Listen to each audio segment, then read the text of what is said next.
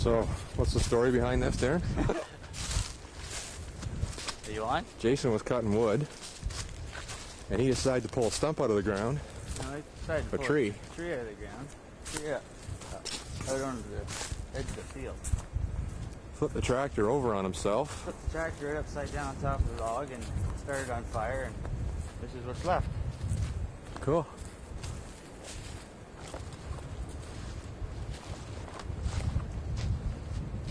This was right upside down up there. This piece was upside down on there. The reason why it's over here now is because it melted it in half, separated between the front section here and the back section. And then I pulled it off with my truck.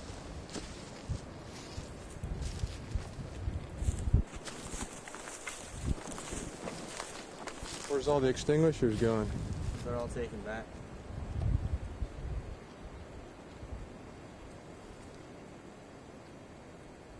But the ground here was all saturated with gas. We had a half a tank of gas on, couldn't get it out.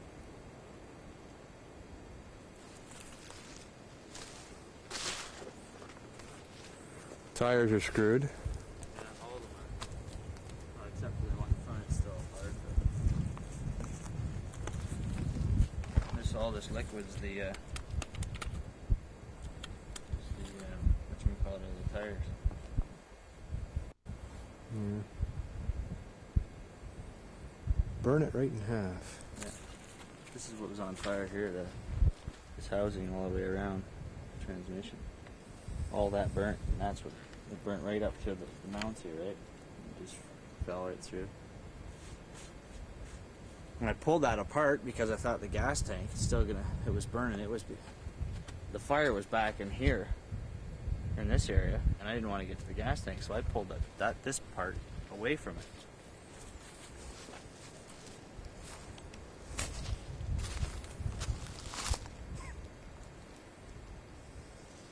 Fucking horseshoes up his ass.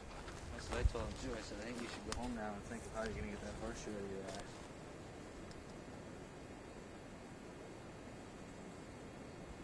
I don't know what temperature aluminum burns at, but it's probably, I think, around 1200 degrees. Well, maybe not that high. It was probably a bit too big a tree, I think, too. It was a really size tree. Should have probably cut it in half. Cut that piece and took it out separately, or at least separated it from this and looped the chain and hooked it onto that and hooked it onto this, because it pulls different when you have it instead of pulling it all like that at once.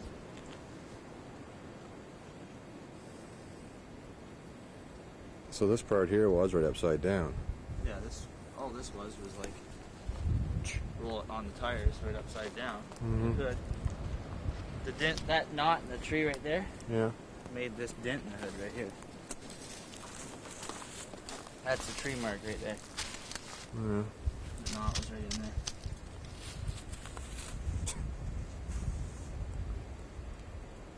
So how do we go about getting this out of here now?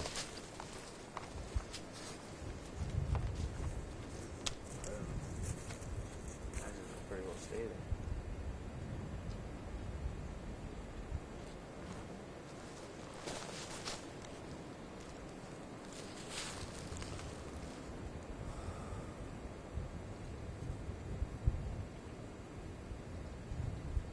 Oh.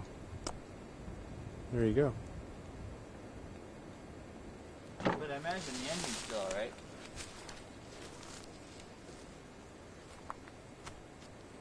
Why does that drain bolt in the bottom look backed out, or what? Well, I had it out. It was only in there finger tight.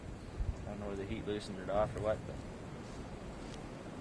there was still a fire going in there when we left inside the engine. There's still smoke coming out. Maybe the oil in there cooking.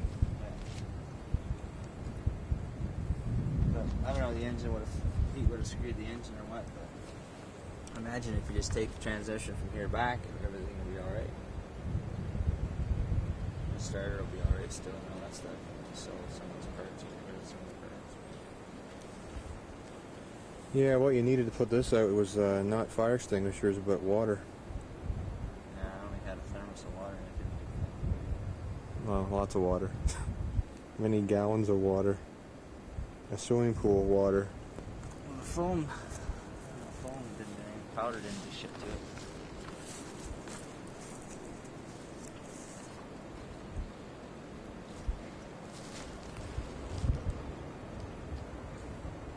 Anyway. Well, that's what's left of Jason's mess again. Toolboxes and tractors. Kevin Carter came back and I met him halfway back to London Bridge Road. Yeah. And I'd gone home, got the extinguisher, and I beat him back here by the time we went to London Bridge Road back.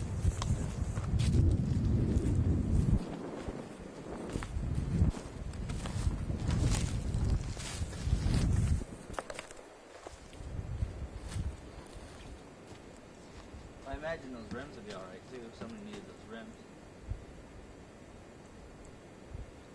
Yeah.